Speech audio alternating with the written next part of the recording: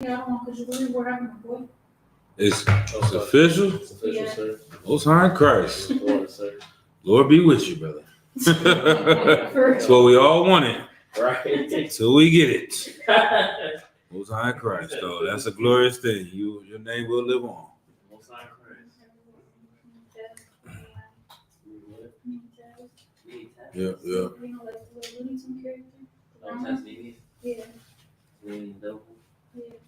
All right. All right, we live. Let's go ahead, clap it up. All right, so like it, everybody out there. Late start. We're just gonna get right into it. It's a Thursday night scripture breakdown class. I'm preaching officer 5000 Kasar Pakat. It's a Thursday night scripture breakdown class. We're in the building at 2213 McDonald Avenue, Richmond, California. If you're in the area, pull up. All right. Let's go ahead. Questions? Any questions in the room? Questions online? Go ahead. So, sir, my question is in the book of 1 John. All right.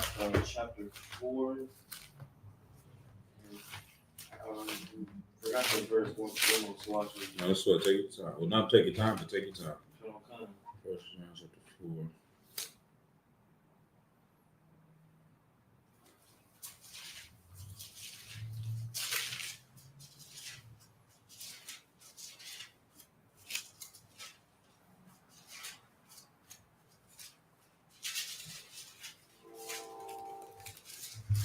All right, while the brother get that going, we're gonna just let everybody know what do we got going on, man, in the school. Commander Junior Honda is gonna be in Buffalo, New York, coming up soon. Going out there, talking to the people, dealing with the people, having events. What else? Anything else we got? We got the Midwest Fire Weekend coming up, Detroit. That's gonna be glorious. Lord allow, I can attend that one.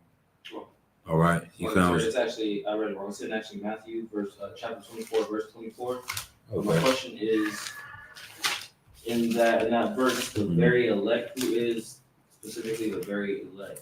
All right, Matthew 24 and 24. Let's see, let me get there with you.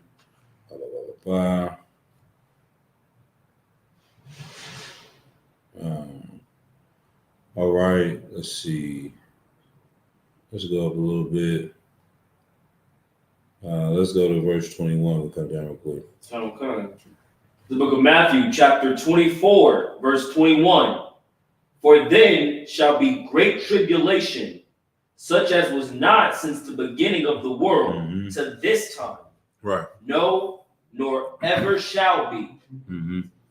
Right. So this is obviously talking about they came to Christ. They asked him, how will they know when the last days will be and what will be the signs of the times? And Christ is breaking down all the things that shall come, nation against nation, kingdom against kingdom. It's going to be pestilence, famine, all these things going in the earth. And it's going to say it's going to be such a great tribulation or a trial or a time of pain and suffering like has never been before. Keep going. Verse 22. And except those days should be shortened. Right. And one more time. And except those days should be shortened. Right. There should no flesh be saved. Right. Like these are the times that are coming now, Akim. You understand? Like we're going to a time where if the days were not shortened, no one is going to survive this. This is going to be utter pure hell on earth. Right. And so we got to prepare for this mentally. We got to prepare for this spiritually. We got to be able to imagine and see these things, these prophecies that we read about. It's not something we just see in a book. It's going to be a real life situation, right? And how are you going to make it through these times, man? Through brotherhood, man. We can't fall weak in these times. This is the times we're supposed to be. It's an old saying I always heard before, man. In times of peace, one should prepare for war. Like this is the times that we have peace right now enough. It's still hell we living in our ghettos, right? But we got enough peace to prepare for war. You don't get to the battlefield and say you want to go to the gun range now and work on your shooting. It's too late for that. You don't want to start doing your push-ups when somebody's trying to kick in your door.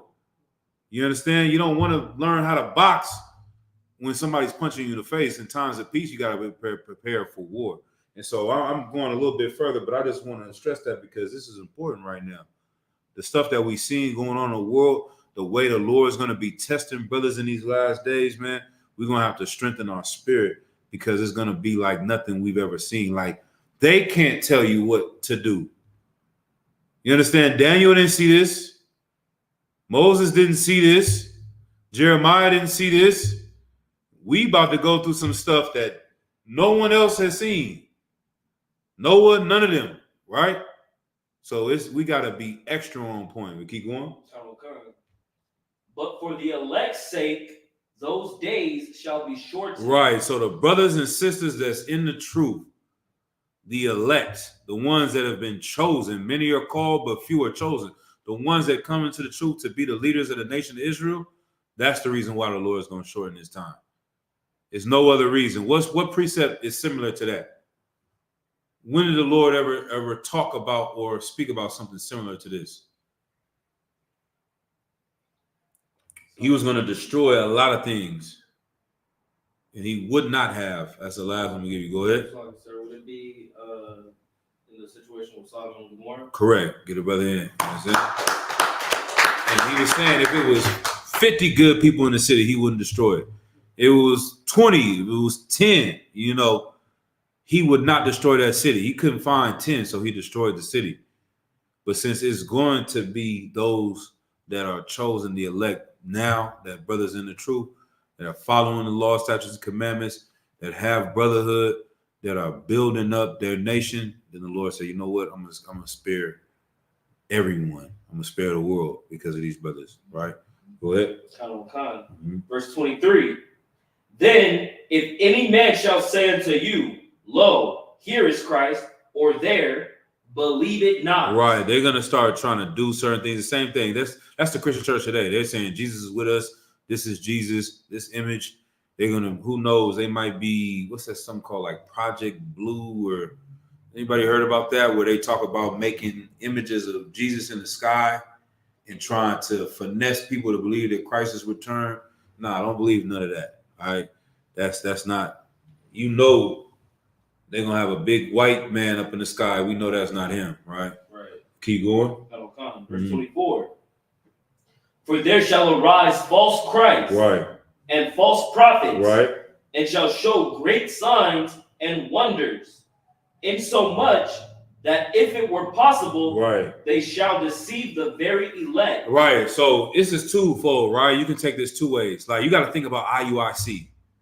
These niggas say that we're the Israelites. We say we're the Israelites. They say that blacks, Hispanics, and Native Americans are the Lord's chosen people. We say that. You understand? We say you can't eat pork. They say you can't eat pork.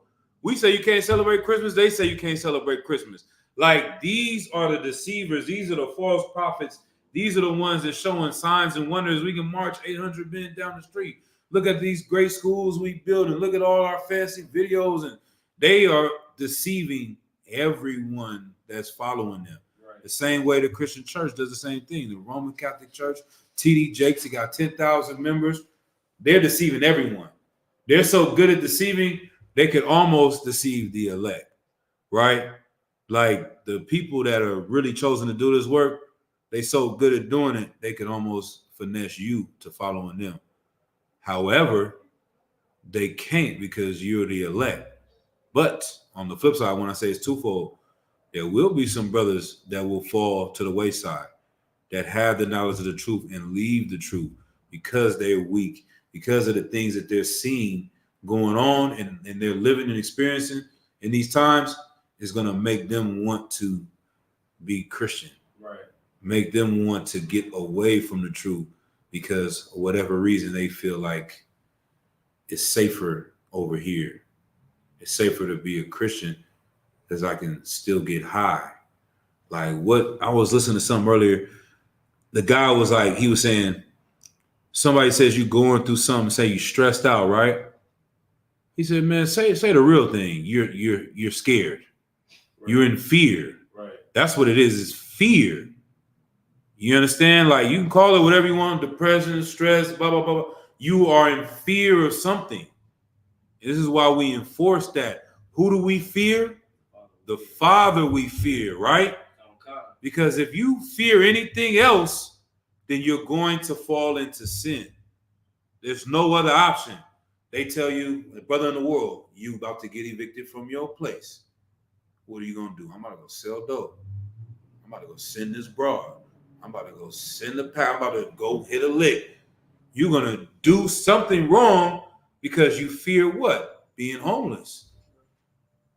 You fear my baby ain't gonna have no diapers. You fear my rib gonna leave me. You doing this. You fearing whatever your sin you're doing is because of a fear you have. All this sin is coming from fear. If you fear the Lord, you won't do these sins. Right. You see what I'm saying? Okay. You fearing this brother is gonna kill you. So you're gonna go do something to him first. You don't fear the Lord, you're gonna disobey him. When you should really, if you had your stuff in order, you know that he's a peon. Right. You understand? Like he can't do nothing to you. He's the one that's got all the hitters. You know what I'm saying? He got angels. So you should organize who you fear, man. F that landlord. And they kick me out, I'm gonna be on the street, then most high in Christ, man. I got the brothers in the truth. I ain't gonna be on the streets. Right. I'm not about to go sell dope and disrespect the Lord to have a home that he's gonna burn down. It doesn't make any sense to like it. But Right. that's what it's saying. Like, don't get finessed out of the truth in the last days, man, by all these trials and tribulations that are coming. And then don't follow these false prophets that are gonna try to show you an easy way out. Because now you're in fear, you're gonna get high because you in fear. And TDJ telling you can get high and you can have Jesus. You know what I'm saying? So you can get rid of your fear by getting high, and you can still follow the Lord by following this false prophet. That's what's going on in IUIC. So yep. So I'll go ahead. That was a perfect breakdown. Just to get a little bit more into it. So it doesn't mean that some very like will be deceived or That's what I'm saying. Yeah, there will be, but they're not the elect because they were. You understand? So it's both. Like if they could do it, they would do it, but then you find out who is who when they do it. You know, you're not the elect because you got finessed out of the truth. You know what I mean? But that's how strong and powerful it is. And some brothers are going to fall to the wayside that were in the truth, but they really were never with us. Right. That's the precept. They were never with us if they leave us.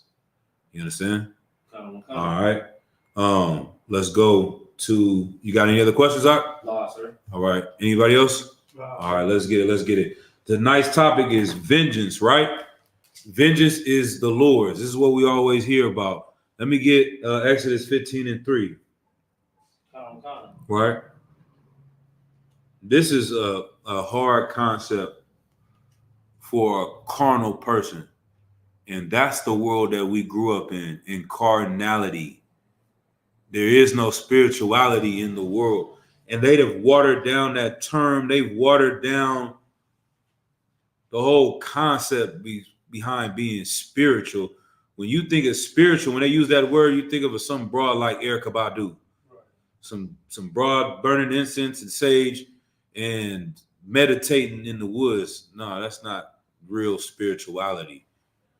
Spirituality versus carnality is realizing that there is something in you that is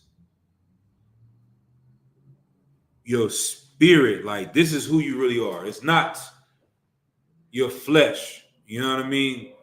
But if you look at life through your flesh and you take this as the real world, you're going to react to everything based on what's right in front of you.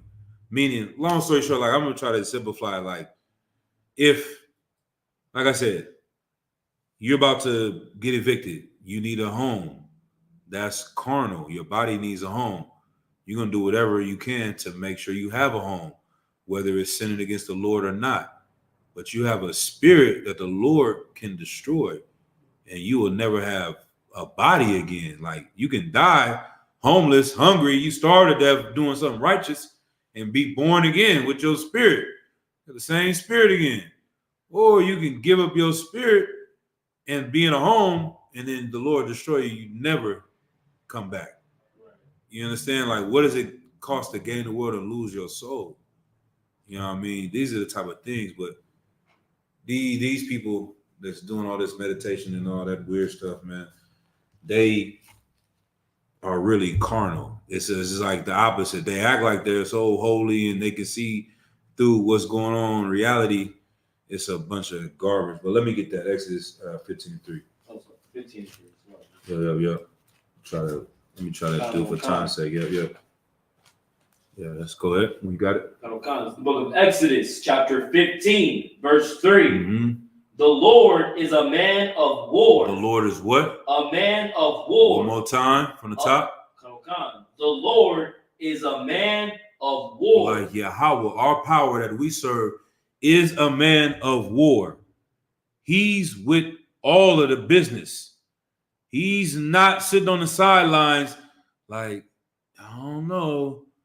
He's ready to get active. Brother used to say that back in the day, get active. Lord ready for that. He about that action. He created it.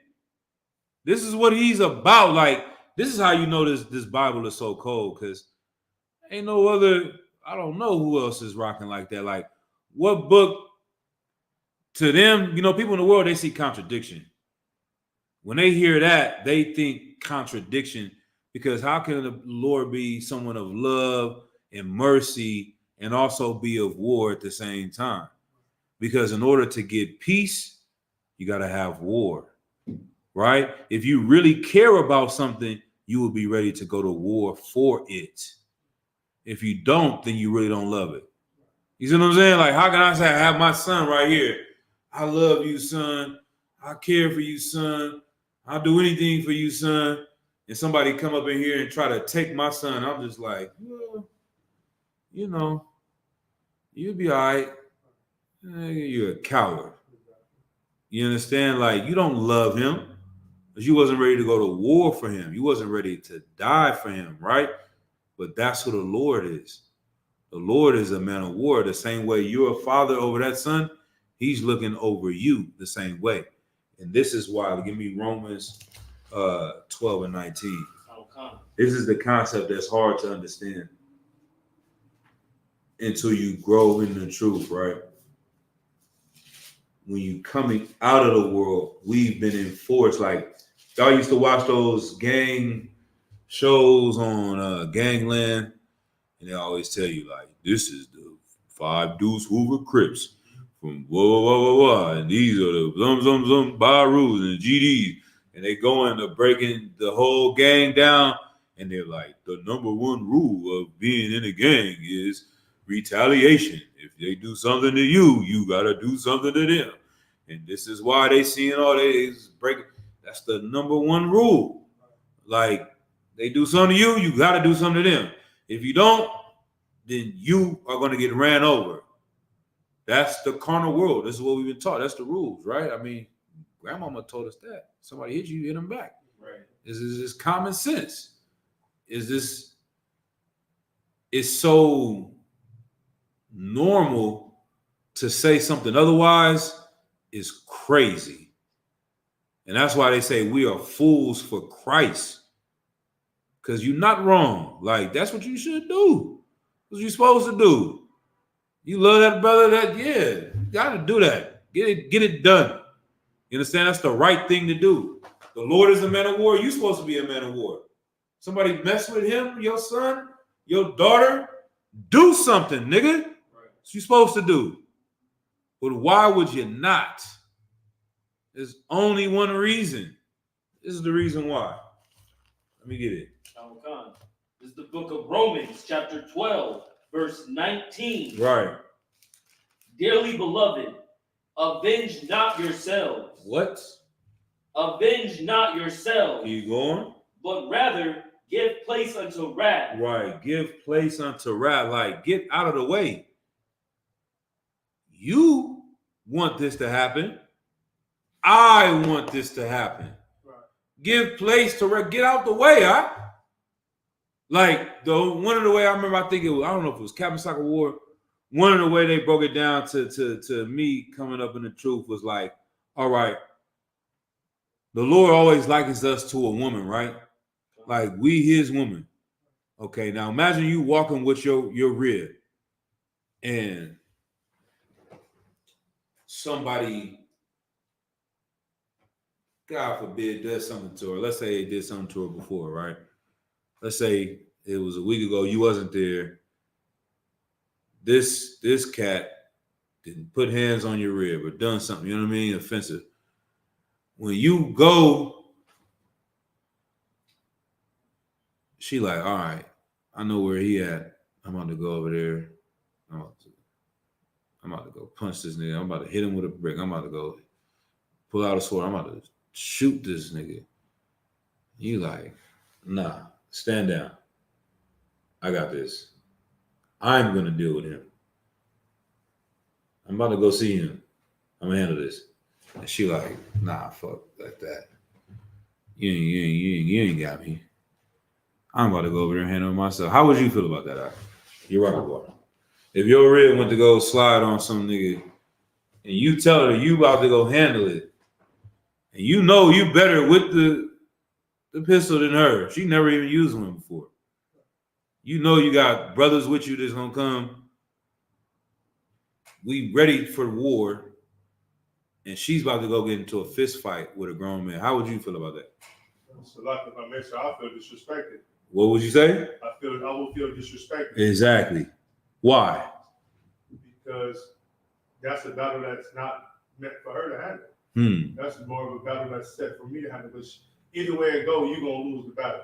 Her, meaning right. She go against him right. with a pistol. If it don't go the way she think, he taking it and it's a wrap. Right. You know what I mean? So either way she goes, she gonna lose the battle. But me myself, I can handle it, and I'll be willing to take whatever comes along with me going to do it. Right. In her case, she probably, do that and then be stressed. Oh my God, I'm in here for life, man. Every time I need this because he violated my wife. Right. He violated my kid. Right. I faithfully would do that. 100 years to get here. Right. You know what I'm saying? All right. Get that brother in. You know what I'm saying? So now I want brothers to tie it on home, give my Wakanda chance on it. Now, what does that have to do with this? What am I trying to convey? Read it again. The book of Romans, chapter 12, verse 19. Right. Dearly beloved, avenge not yourselves, right, but rather give place unto wrath. For it is written, vengeance is mine. What does it say? Vengeance is mine. Right, go ahead. I will repay, saith the Lord. Right. Now, what am I trying to say with that? What was Adawan trying to teach me when he talked about you with your rib and then someone doing something and you saying you're going to handle it and then she go out and handle it on her own? Sluggy, sir. It's saying that vengeance must be exacted. Okay. You on to it?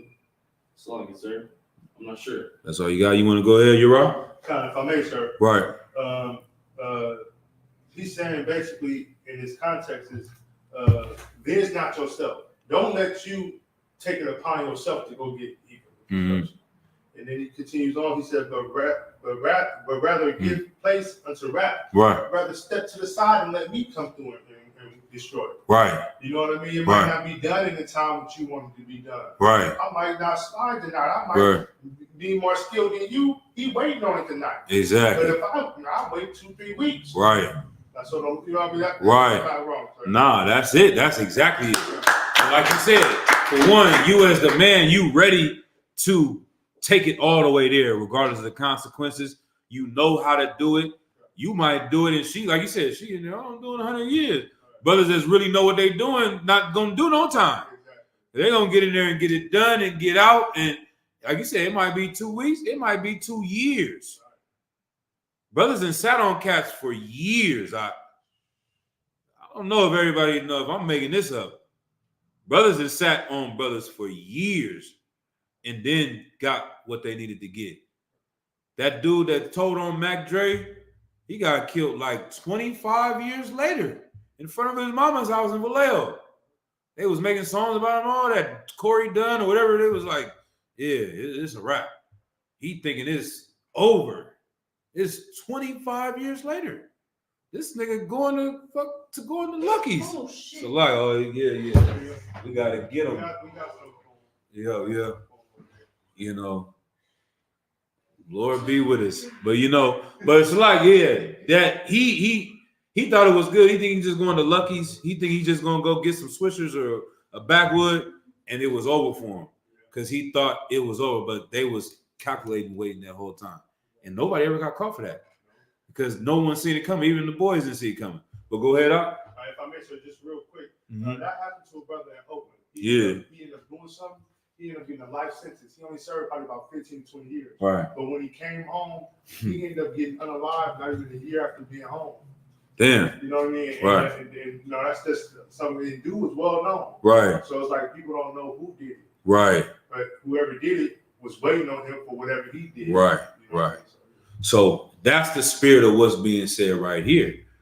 Is the Lord is not only saying, I got your back, I'm gonna do it better than you. Because where are we living at? What is this place called, Akim? That's like our captivity. Exactly. We're in slavery. We're not in our own nation. We don't have no legal system. It's called authorities for a reason. Somebody look up that. Well, what does the authorities mean? Let me see if that says what I wanted to say and what I know.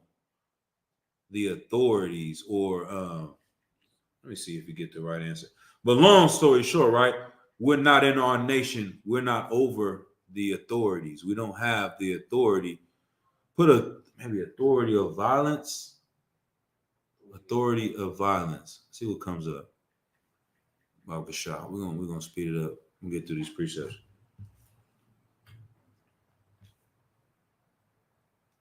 So no authority about the authorities. What does it say? The definition of authorities is the power or right to give orders, make decisions, and enforce obedience. Okay, that's part of it. Oh man, let me see. What is it? The monopoly on violence authorities. Let me see. Legitimate state monopoly. Legitimate state monopoly is licensed to state. Okay, something like that. This is what is government monopoly on?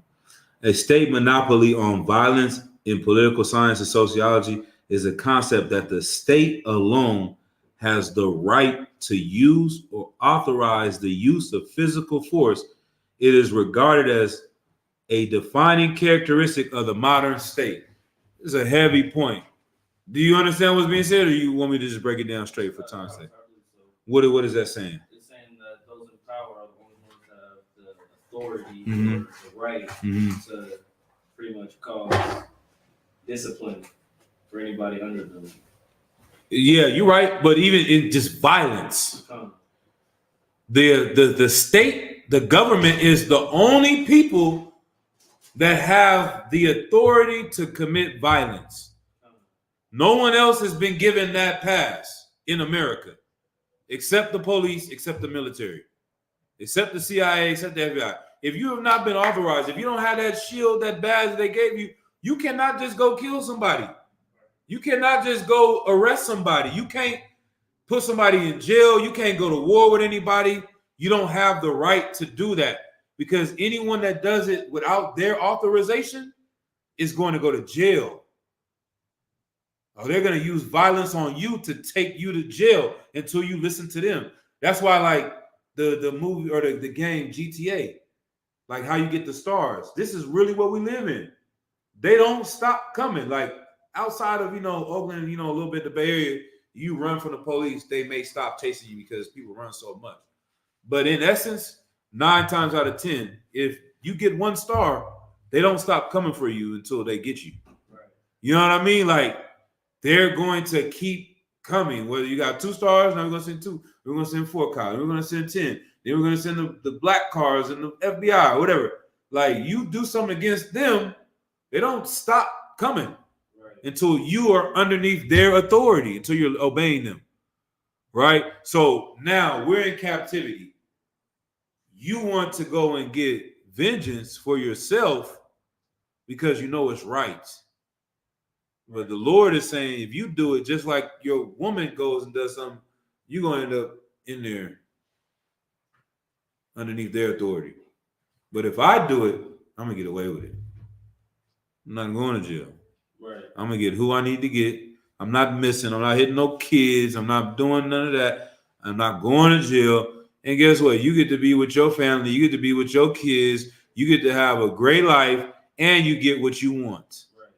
Obeying me. So read it one more time. We go to the next precept. Oh, God. It's the book of Romans, chapter 12, verse 19. Mm-hmm. Dearly beloved, avenge not yourselves, Right. but rather give place unto wrath. Right. For it is written, vengeance is mine. Right. I will repay. Right. Saith the Lord. Right. He's gonna handle that. He's gonna get it done. And the key word is what we have to understand coming out of the world. When you do take vengeance, the right word that Yeraghabar said is it's disrespectful. Right. It's disrespectful as hell to the Lord for you to say he's not gonna do what he said he's gonna do. You told your rib, I'm about to go handle these niggas. And she like, yeah, I don't know. He ain't gonna get it done. I gotta do it. I gotta go fight this nigga. He ain't got what it takes. That's basically what you're saying. He can't do it. I'm gonna do it. But what are you saying about the Lord? The Lord can't do it. The person you follow, the one you call out on, the one you obey, the one you submit to, can't handle this. Come on, man. You're not thinking. Right. You understand? Now let's go to Matthew chapter 7, verse 12. How come? And then I think the sister had a question for Proverbs 12 and 22. We're gonna get this precept, then we'll do what the sister wanted. How come? Mm-hmm. This is the book of Matthew, Right. chapter 7, Mm-hmm. verse 12. Right. Therefore, all things whatsoever ye would that men should do to you, Right. do ye even so to them. Right. For this is the law and the prophets. Right. So this is another, famous precept. They call this the golden rule. So this is the understanding that we have to start having when we come into the truth. They say, do unto others as you want them to do unto you. That's what Christ is teaching. It's not do unto others what they have done unto you. That's a big difference. This is completely two different worlds. One is of the Lord, one is of Satan, especially when it comes to our nation of people. Like somebody has to be the bigger person in this oppression. When stuff comes to that point, like, hey, don't treat him how he treated you. Treat him how you want to be treated. Because when you did this, that, and the third, and they were supposed to come get you, the Lord spared you and gave you another chance. But you don't want to give anyone else another chance? Right. Go ahead, up. If I may, sir, what you're saying is so heavy. Can I compare that to the same situation as brothers and sisters that may have been sexually abused as a kid? Right. You know what I mean? And they get older and they turn around and repeat what was done to them. Right. Like it was done to them. Right. Because there are cases where some people, like I was, taken advantage of as a kid. So Right. I'm going to take you from this kid. Yeah. Same thing. And that shows you how evil the spirit of that is. Right. Like that's the best example you can show of it. Right. How nonsense that sounds and how evil it is. Like even within our relationships, you know what I'm saying? Like talking with you know what I mean? My real, like, okay, man, you don't like when I don't do the dishes, son. Just random example. I didn't do the dishes. I left the dishes dirty. Okay. Now, okay, I catch you on a day. Okay, you didn't do the dishes today. Look, you telling me all the time. Well, see, that's what I'm telling you, Now you see how I feel. Like, you think that's going to make me want to do the dishes? You saying I've done the same thing to you, now you're going to do the same thing to me? It's going to make me want to not do it? Right. Don't you think it would be better if you say, you know what? Remember that time when you told me to do the dishes? And I, was telling you to do the dishes and you didn't do them? I'm going to do them today. Right. And see how it feels? Like, now you're going to be like, damn, I'm cut. Because, you see what I'm saying? I'm trying to cut her about doing something wrong. When she said I was doing something wrong, I just ignored it. But now she was the bigger person, and she did it even when I was wrong. So now next time I'll be like, yeah, I'm going to do the dishes because I want to show, you know what I'm saying? But that's the same thing. It's like if somebody came and punch you in the face and they was wrong, they're like, damn, I was tripping. I had a bad day. And next time you have a bad day, you go back and punch them in the face, and they deserve it. You're like, it's gonna never stop. But if they did something to you, and then you like, okay, now I have action. You give them the pass, they're more likely not to do it again. Right. But if no one ever just stops the cycle, it's gonna keep going and going and going. So that's what Christ is trying to teach. All right, let's drop that. Matter of fact, read 13 too. Then. This is important too. It's the book of Matthew, chapter 7, verse 13. Right. Enter ye at the straight gate. Right. For wide is the gate, and broad is the way that leadeth to destruction. Right. Like it's easy. So we know this precept all the time, right? This is an easy way to destroy yourselves. It's a narrow pathway to do what's right. It's hard to do what's right. It's not made to be easy. The wide path is the easy road. But in reality, a class I did before, the things that make you free will enslave you. And the things that enslave you of the Lord will set you free. It's easy to go and get vengeance, but it's hard to do 25 years. It's hard to take someone on the chin and forgive another brother, but it's easy to be with your kids and your family and your rib and to go work and eat and travel and be with the Akim. And that's the freedom you get. You're going to have to be enslaved to following the rules of the Lord, and it hurts, but it's going to hurt a lot more to have that freedom for one moment to do what you want to do and then lose everything. You understand? All right, drop that and let's go to Leviticus 19:9. Okay. Well, for sure. All right. And so, like I did say, we're gonna get the sisters' precept too. Yeah, Project Bluebeam. That's what Matamia called it. I mean, that's what it's called too. Okay. Yeah, they want to put like some image of a white Jesus in the sky or something and fool people that Christ is returned. Go ahead. Okay. It's the book of Leviticus, chapter 19, verse 9. Mm-hmm. And when ye reap the harvest of your land, right, thou shalt not wholly reap the corners of thy field. No, that's not the 101. Go, you in 9. Go to like 17 or 18. Let me see what that says. So, Leviticus 19:9. Is that where you at? Okay. All right, 19, and it might be 19 and 17. Okay. Yeah. Okay. Right.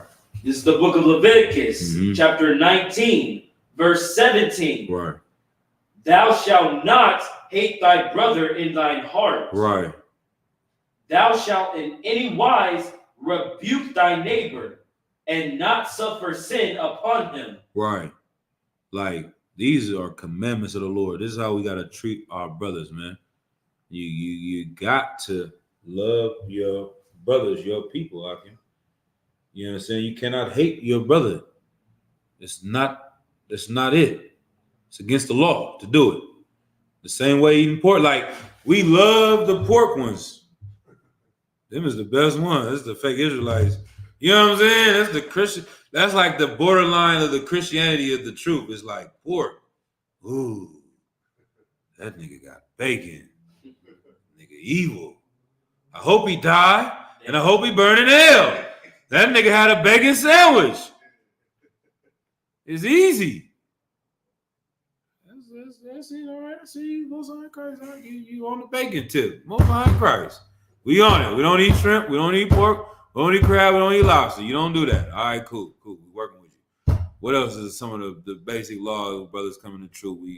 We growing your beard out. Most high in Christ. All right, that's the why. You know what I mean? Like, those laws are these outward laws to separate us from the world. These inward spiritual laws are the hard ones that you can't just point and say, oh, that's bacon, you wrong. That's shrimp, you wrong. Do you hate your brother? Are you gonna do that in every case? Where does it stop at? What does he got to do? Does he owe you $50? Did he forget this? Did he break that at your house? Did he crash your whip? Now you hate the nigga? You know what I'm saying? Now you can kill this brother? Like what line, how long are you going to obey the laws of God before you say, you know what, this is lit? Because it's easy with begging, like, you want more bacon? No, I'm cool. Get that away from me. Like, all right, it's free. All right, good. I'm good. Like, nah, we're gonna put this on there. It's gonna be pork ribs. Like, you over that. You don't want it. But do you have that same zeal to not hate your brother, man, no matter what? Right. That's hard to do. Right. You know what I'm saying? That's what Christ was trying to show these brothers, because brothers had got so used to the Sadducees and Pharisees, this outward appearance of an Israelite. Of I've got fringes on, the fake Israel. I got fringes. I'm righteous. Hello, y'all. Baby, come on. They be so zeal. You know what I mean? Look at all my fringes. I'm righteous. Shalom, brother. Shalom, shalom. Hakim. And they hate each other. They get on the phone. Yeah, this nigga, brother, so and so. Man, did you see that? Them niggas hate each other, man. Is because they think those, and I'm not saying they're minor laws, don't confuse what I'm saying, but those starter laws, you still in the world, but you smoking weed and stop eating pork, like, all right, that's the beginning of it. I know, because I'm saying for myself, like, I can stop eating pork and still get high. Right. But as I had to grow with the truth, I stopped eating pork and selling dope. You know what I'm saying? Like, you can still be in the world and stop eating pork. But once you start really following these laws, the hard ones, then you start to realize, okay, yeah, now I'm in the truth. You know what I mean? But somebody raised their hand or somebody has something? All right.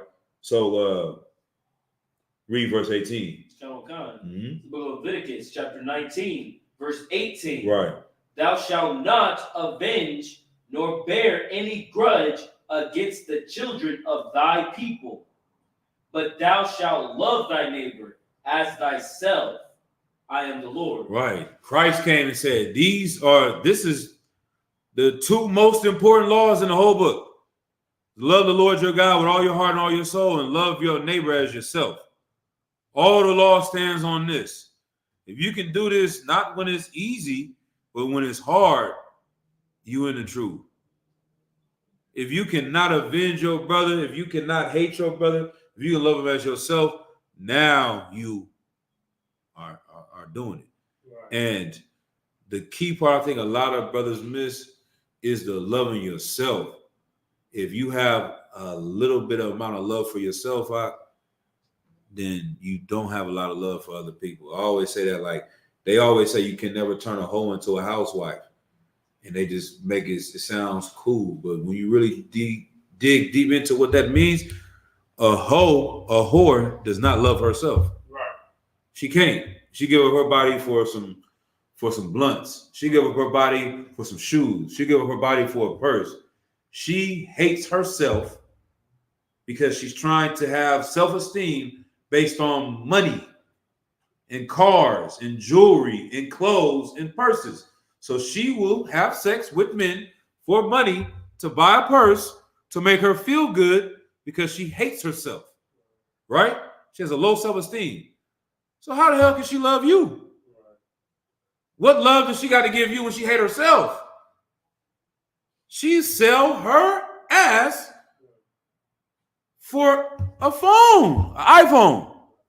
How much love can she give you? She sell you.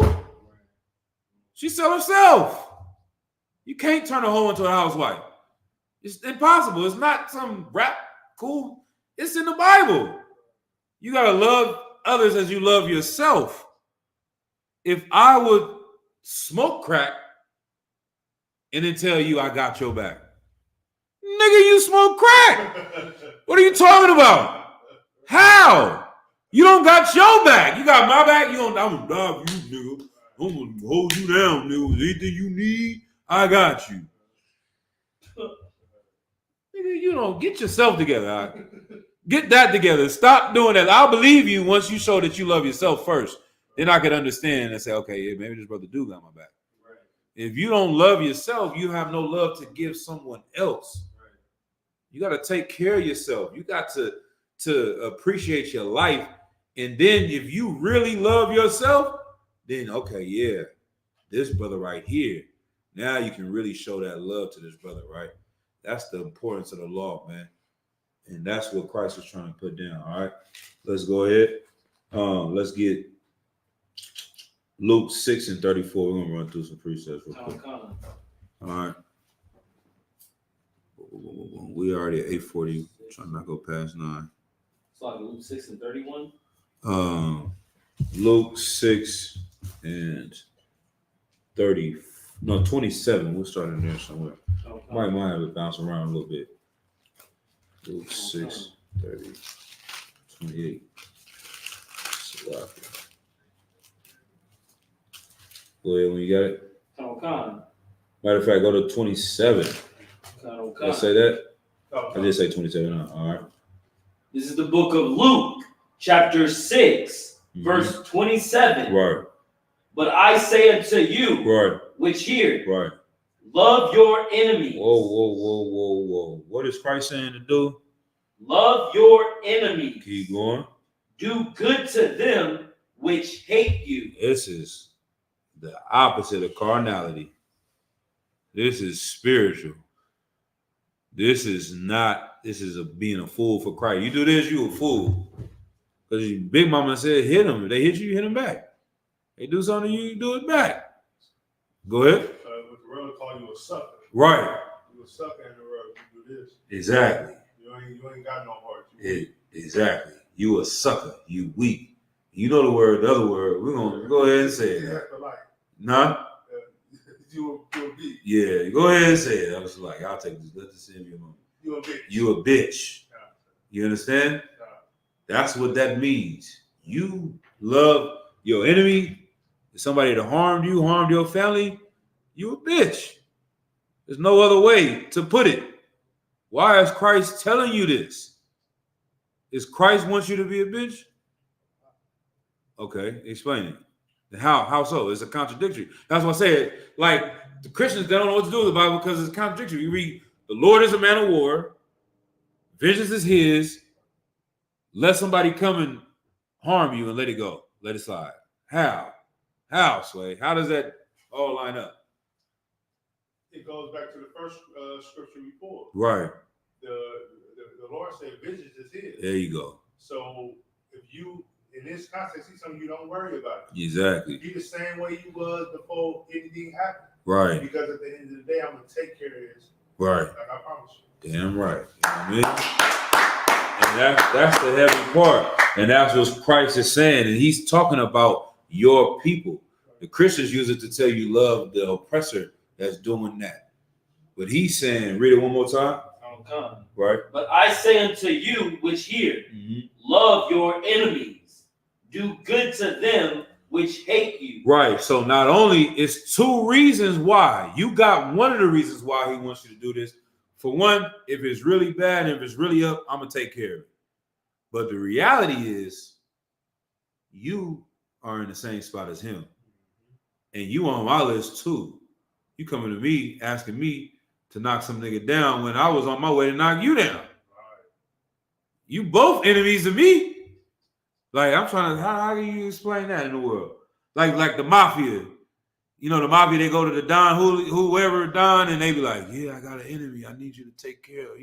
He keeps messing with my daughter. He keeps slapping her. Can you do something about it? And he be like, all right, yeah. All right, I got you. But imagine that same nigga was stealing from the Don last week. And he like, nigga, I'm about to kill you. Why are you asking me to kill him? You should ask, you shouldn't want to get him killed. Because damn near you asking me to kill him makes me want to kill you more and not kill him. So how wicked you are. Not even that. Technically, okay, well, let me say it one more time. Let me calm down a little bit. But in this analogy, you stole from me. I don't even know him. Right. He did something to you, and you want me to kill him because of what he did to you, when in reality, I'm trying to kill you. I should really me and him are more closer to friends than me and you at this point. You talking about your enemy, nigga, you're my enemy. I should let him come get you. We and him should team together. Like, that's what Christ is saying. Like, you have been doing all this, and then you asking me for the past, because there's a precept on that in the Bible too. Whereas like one of the men that owed their master some money, and the master gave him the pass. And he went and saw somebody else and was like, I need all of that. He like, damn, why did I give you the pass and you don't want to give him the pass? I should have never gave you the pass if you wasn't going to treat him the way I treated you. You missed the whole point. So now I got to knock you down. You know what I'm saying? Matter of fact, I'm going to give him the pass. Maybe he'll figure it out. But then maybe later on he won't, then I'll get him too. But at least the order of things is you're up first. Right. You on the list. You're the first one to go. You know better. He don't know better. He's in the world. You know the truth. You're first on the list. I expected that from him. I don't expect that from you. I already gave you the pass. I already showed you the way. He's out there. I sent you for him. You understand? Go ahead, Art. Salaki. No, you just hit it on the head. Yeah. All right, Most High in Christ. Let's get the sisters. Let me see. Is there anything else on that? Yeah, let's keep going a little bit. Okay. All right, this explains it all. Though we all know these precepts. Where we at? Verse 29. Yep. Okay. That's like 28. Yeah, 28. Yeah. It's the book of Luke, chapter 6, verse 28. Right. Bless them that curse you. Right. And pray for them which despitefully use it's you. Another one of the most gangster precepts in the Bible. Like, man, you know what's gonna happen to him so much because you trust in the Lord for him messing with you. You praying for him, not in some, I'm praying, like you praying for him. Like, that's a threat. I take it more like that. Like, that's some gangster shit. Like, man, somebody come and do something to you, you know, I'm praying for you. And you laugh. Somebody punch you in the face. You're like, yeah, I'm gonna pray for you. Not in the Christian, I'm gonna pray for you. Because the Lord better be with you. Because if he's not with you, you are going to deal with his wrath. Go ahead. Is it kind of like that? You remember Belly? When Okay. DMX came in and he was supposed to unload and do like some type of Farrakhan. Yep. And when he came in, he's like, I'm waiting on you. Huh. I'm praying for you. Talk him all the way down. Yeah. Down, you know, like something like that, or what were you saying? I'm praying for you. Remember he just like right. You know, like I was expecting it. And somebody do something to you, you like, I'm praying for you. It's like it was more like a kick though. Yeah, that's a little bit different. Concept. But I see where you're going with it. It's in the same spirit in a lot of ways. But yeah, it's just basically to the fact like you done so much. I damn near don't want to see this happen to you. What's about to happen to you? Because you done mess with me. You know what I mean? It's like, yeah, pray for them that have done this to you. Like, bless them that curse you. Because the Lord is not sparing them. You know what I mean? Go ahead, up. Sorry, sir. So would it be wrong to take solace in whatever punishment the Lord deals out to those that hate you? If the Lord see fit, if it's an Israelite, I wouldn't rejoice in it. You know what I'm saying? Like, it's what's the precept? Romans 10:1. Get that. Come. Yeah. But you stay where you at. You're about to get it. And then But then drop down to verse 32 where you at, Mawakan. Come. The book of Luke, chapter 6, verse 32. Mm-hmm. For if ye love them which love you, what thank have ye? Mm-hmm. For sinners also love those that love them. Like, what does that mean? Somebody got that? Go ahead up. As long as sir, it's just saying we haven't done anything outside of what a sinner does. So what is there to be? Like you haven't done anything yet because sinners do that as well. Nah. Go ahead, you If right. I may, so it's more on the minds of what's the difference between you and them? Y'all the same. If you love, you know what I mean? Like, you know what I'm saying? Like, it's no difference between the two. If you love the person who you love and the sinner turn around and say, all right, I love this person, y'all both the same. Right? And meaning, if you're not able to forgive him that has done some harm to you, then you're no better than him.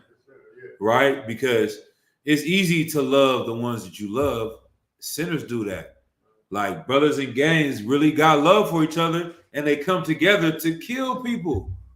You know what I'm saying? Like Esau really loved, you don't think Donald Trump loved his children and won't go and blow your kids' heads off? It won't sell dope to your family? He got love for his family. That's why he's destroying your family. Does that make him a righteous man? Nah. Him loving his kids doesn't make him righteous. If he had love for your kids or his enemies' kids, then that would make him a good person.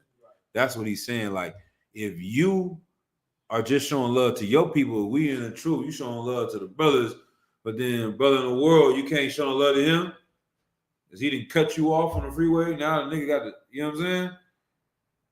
That's not real love. Like, real love is actually the suffering and sacrifice. You got to take some losses to really show that love, right? And that's what he's saying. Like, when you're able to love your enemies, you're showing you really got love for your people, your nation of people. You really care about blacks, Hispanics, and Native Americans so much that you are willing to forgive a brother even when they've done something wrong to you. All right, go ahead. If I may, sir. Yeah, please. It's not similar to that, but along the lines, I'm just wondering if I can use this in that situation. Right. How remember on the Breakfast Club when the fake the Jewish man came on here? Okay. And the show man was like, man, but you don't believe in killing. You don't believe in doing right. You pushing into the black community. Right. Because, oh man, I have kids. My kids. You know right. Yeah. You know what I'm saying? Yeah. It's like he loves his kids. He's willing to say F your kids. Exactly. Right. He don't really love black people. He don't really love hip hop because he's willing to destroy all of our community for his family. Right. Evil men have always taken care of their own. Hitler and the Nazis, they loved each other. They'll kill everybody else that's not with them. You go to the blood neighborhood, they got blood love. Like, you know what I mean? They love each other. But anybody else, they're a hateful, evil group of niggas. And so when we try to compare and use that same spirit, it shows how evil it is. It's the same thing. Like, you treat others how you want to be treated, not how they treat you. You being that bigger person, you know, having forgiveness for your nation, for your people, is showing true love. You know what I mean? All right. Let's go to Proverbs 12 and 22. Oh, yeah, you got what I wanted? Yeah, go ahead. Salaki. Yep. This is the book of Romans, chapter 10, verse 1. Right. Brethren, my heart's desire and prayer to God for Israel is that they might be saved. Right. I think that's it. Yeah. So he's saying that he wants all of Israel to be saved. Like, it's no glory in your people being destroyed.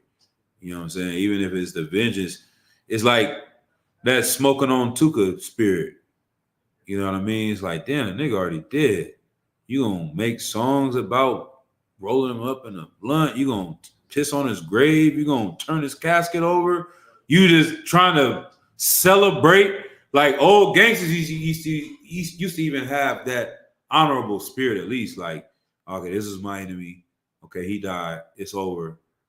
I did it, but I'm not about to celebrate it just out of respect for his family, out of respect for his children, out of respect to I won. Like, there's no need to celebrate the win because it's evil. Like, you really, a real gangster don't want to have to put nobody down. You know what I'm saying? That's not cool. Brothers don't sleep good at night.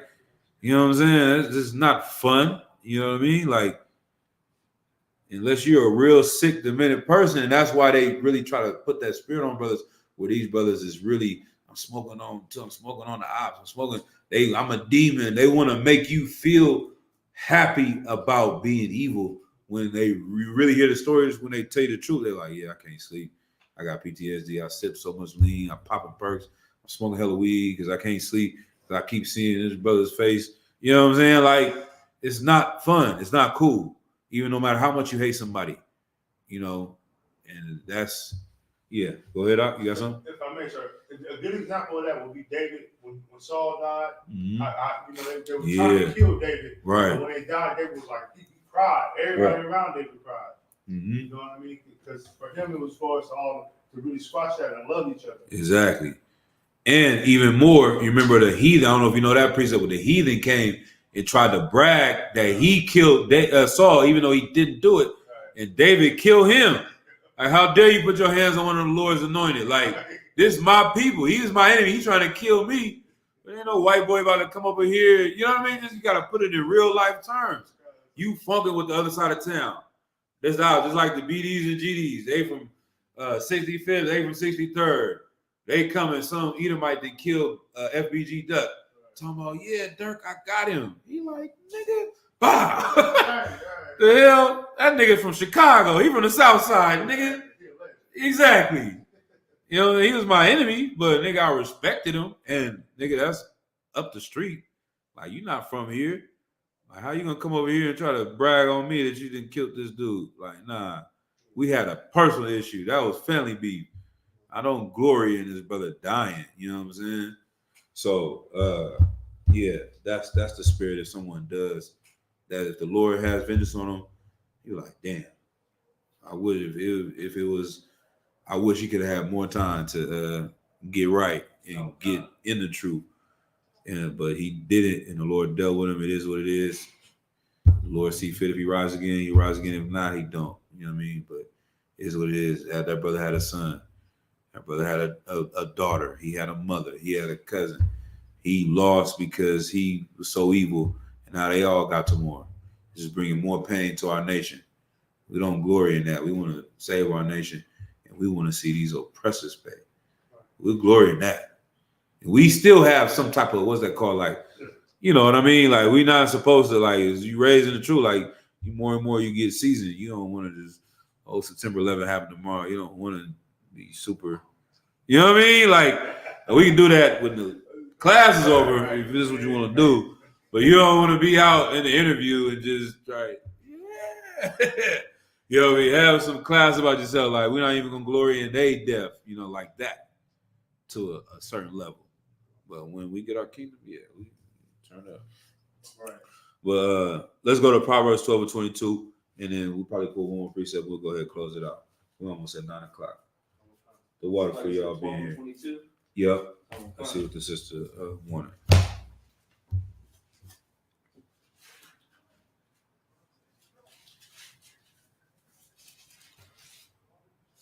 Yeah.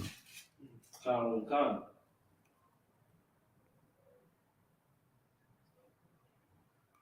All right. Go ahead. Okay, this is the book of Proverbs, chapter 12, verse 22. Right. Lying lips are abomination to the Lord, Right. but they that deal truly are his delight. Right. So, you know, this is just giving wisdom. It's very, you know, straight to the point. It's showing you the opposites, right? Lying lips are an abomination to the Lord. Like, lying is unlawful. It's if you are lying, it's because you're in fear or something. It's the same thing. Like, there's no reason to lie. It's better to tell the truth. It's abomination. The Lord doesn't support liars. But they that deal truly are his delight. So not only on just a small level, just dealing truly and being honest and honorable in everything that you're doing every day in day-to-day life, but dealing truly by telling the truth. Like, we speak the truth of the Lord. Nobody else wants to do it. We say, a boy is a boy is a boy. He's not a girl. He can never be a girl. He can't turn into a girl. That's the truth. The world is saying a lie. Like, he deals in delight in those that speak truly. We got to speak the truth regardless of whatever anybody wants to say about it. You know what I'm saying? When you're lying, it's the same spirit. You see what I mean? Like, you can just think it's just a small lie right here. You saying this over here. This is the same spirit as them saying this boy is a girl. Once you start somewhere, it can lead all the way to that. You lying with this is going to lead all the way to that. That's why they say the oppressor is the father of lies. He starts this one, and then you realize how great it gets. Next thing you know, they're telling everybody in America, y'all are not Israelites. They're telling everybody it's okay to smoke weed, telling everybody it's okay to do this, do that, the third. And you see how much destruction comes from all these lies. And then you see how much righteousness comes from the truth. So that's pretty much it. Hopefully that answers the sister's question. All right, last couple precepts. What do we want? 2 Corinthians 10 and 4. Come. Yeah. Oh yeah, that's the weapons of our warfare are not carnal. We can skip that. Give me Ephesians 4 and 26. Before Corinthians? Yeah.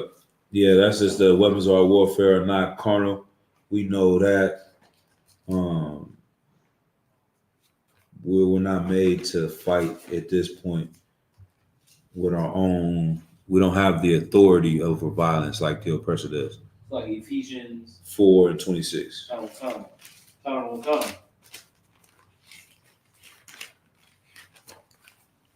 Yep.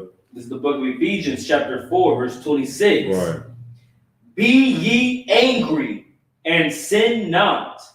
Let not the sun go down upon your wrath. Right. Let not the sun go down upon your what? Upon your wrath. Like your wrath. You want to let your wrath go. You understand? Like, be ye angry and sin not. You can be angry. You're supposed to feel that way. Like, it's not wrong. You know what I mean? But the sinning is wrong. You know what I mean? Your feeling, it can be right. But the sin is wrong because the Lord is saying, you know, this is his job. He's going to handle that. He's going to sort it out. And I've seen it. You know what I mean? I really have messed up, you know, in my life coming into the truth where I let my anger and my wrath want to have vengeance now and take it into my own hands, knowing I shouldn't have, and got to deal with the consequences after. And I'm like, damn.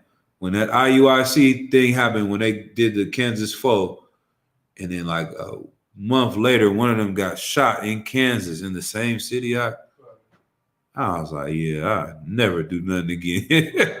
I'll never take vengeance in my own hands. Like, I'm going to listen to the generals, man. Count out on one kind. Right. They know what's going on. The Lord is with them.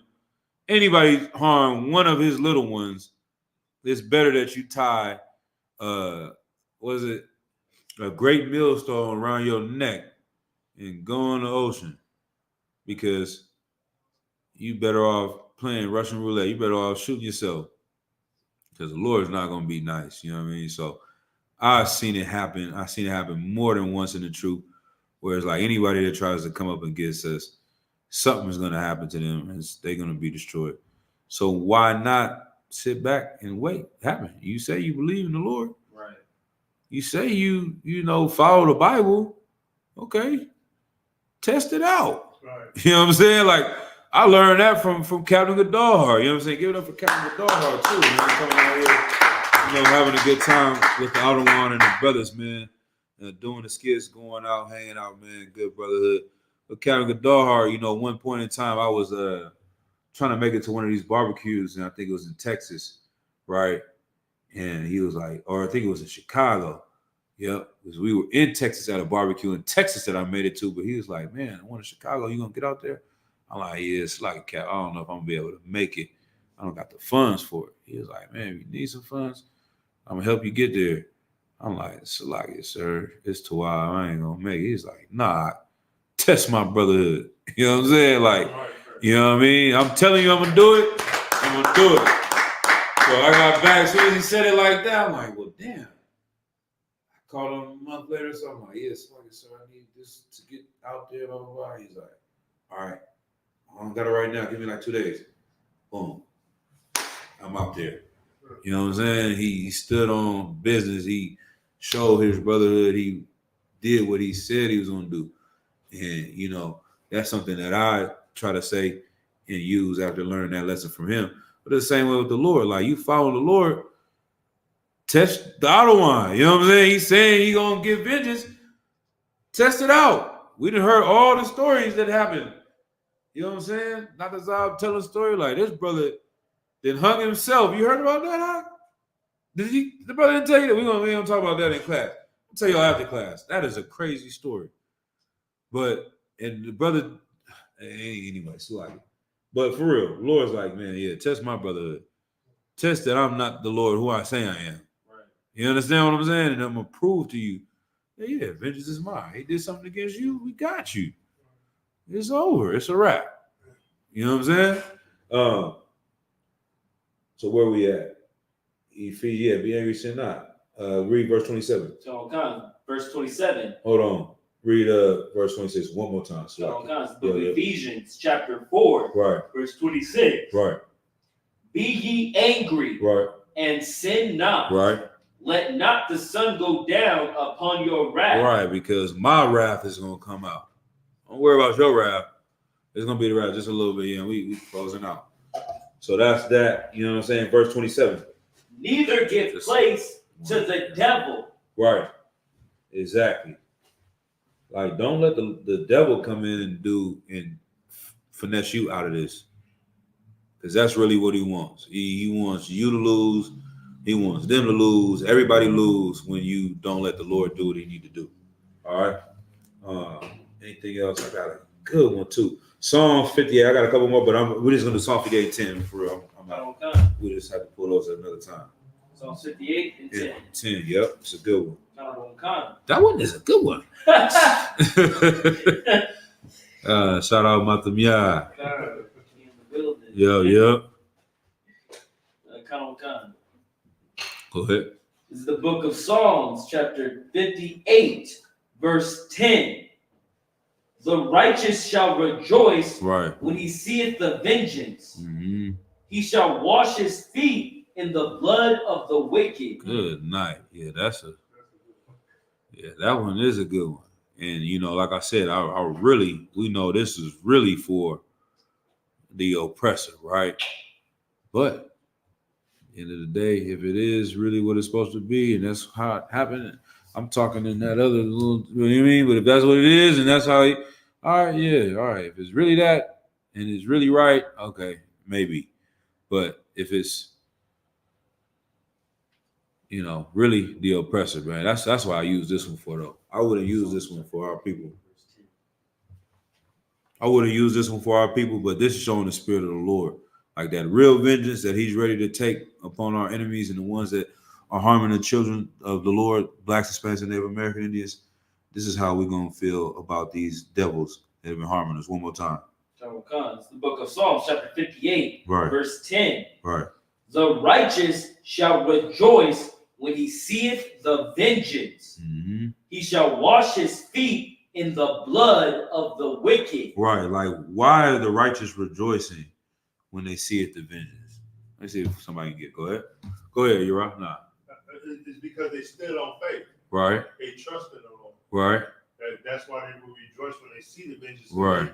They didn't have like the scriptures you've been bringing out. Mm-hmm. So heavy. Don't take it in your own hand. Let the Lord wrap shine. Right. Because to see something happen to somebody that harmed you wrongfully. Right. And you won't do it. Right. It's like, man. You feel me? That's a glorious feeling. Nobody could break it down more perfect than that. That's it. That's literally it. They was talking about Captain Kaposh and they were having camp, and this brother was out there talking crazy to them, saying all types of craziness. I'll do this to you, nigga. Your mama is this. If I see your woman, I'm gonna do this to her. Just saying crazy stuff for hours or however long, right? And they, brothers is getting like, all right, we about to, fall on this nigga. And they Cap like, nah, let him go. They said that brother left. They said they seen him like 6 months later. He didn't have no legs. No legs. Like, now imagine if they would have beat him up he would have kept his legs. You know what I mean? That's the sad part. Like, for real. Because the Lord been like, man, why y'all do that? Yeah. And like I said, it's not glorious. I didn't want the brother to lose his legs either. That's how they feel. That was like, damn. You know what I mean? But that was his judgment. Like, he should need to chill out. Brother, people that see that need to watch and learn. You know what I'm saying? But like you said, it's righteous. Like, you see that happening to you, you have to do nothing. And it's worse than what I wouldn't have even thought of that. They was just going to rough him up a little bit, not take his leg. Captain Compassionate Brother was not about to cut his legs off right on the middle of the street downtown Indianapolis. Nobody, you know how in the movies and stuff where they with a group of people and they doing something and one brother go too far, like a house party. When they was like, yeah, we're gonna go over and rough him up, we're gonna do that. He's like, yeah, we should burn the whole house down. It was like, whoa, I wasn't talking about doing all that. I was just talking about beating up a few people. You want to fucking kill innocent people? They're like, no, I wasn't gonna do all that. The Lord, like, he's that cat. The Lord is that. He like, I want to. His son about to catch this, and his real about to lose their hand, about to cut his goddamn legs off for messing with my brothers, my children. You know what I'm saying? Let me handle it. I'm gonna do it more than what you can do. Go ahead. If I may, Lord, the crazy part about what you said, Hit the water. so heavy is that might have just been the beginning. Mm-hmm. It could have been something going on with this brother where it started with your leg. Right. You know what I mean? Yeah. Something that's still in you. Like, you still feel this. That's crazy. It's like Yeah. Exactly. That's real, man. That exactly. You never know where the end of that is. He could not be alive right now. You know what I'm saying? Like, we seen the Tazadak that left the school and talk about Kamejiana, end up getting the federal indictment and going to federal prison and then dying in federal prison with COVID at 44 years old.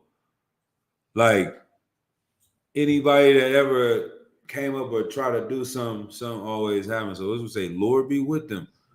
That's like when we tell the brother leaving the class, Lord be with you, that's a blessing. Other people doing it, we say, Lord be with you, that's a warning. You know what I'm saying? Like, Lord be with you. You want to keep doing this. Because if he ain't with you, it's a wrap. You know what I mean? But that's it. We at 9:10. I don't want to go hold brothers too long. The water for y'all for coming. But that's an important thing. If the moral of the story is, you know what I mean? Like, we're going to be tested in these times. Every way, shape, and form. And it's going to be either you're going to live this book or you're going to read this book. It's easy to read this book. That's what Christians do. It's hard to live this book. right. These things and these topics in these classes that we talk about, when the time comes to live it, make sure you have enough of it in you to where you can pass the test. You understand? All right, with that, I'm going to pass the class over to Preaching Officer Uraga. With that concludes the Thursday night scripture class. Man of Israel module, which means to stand. Man of Israel, we're going to give one courtesy salute to the teacher. Man of Israel, Amadu Shabbat, Amadu Barak, Yahweh Hashem Yahshua Barakatah. Yahweh Hashem Yahshua Barakatah. That's Matah, Saw, which means to turn. Sisters Amadu, if you in the class or online. Man of Israel, we're going to give one courtesy salute to the sisters out there. Man of Israel, Amadu Shabbat, Amadu Barak, Yahweh Shemar Alatham B'Hashem Yahshua. Yeah, I was Shamar, Hashem, Yahshua. That's Matah, dismiss.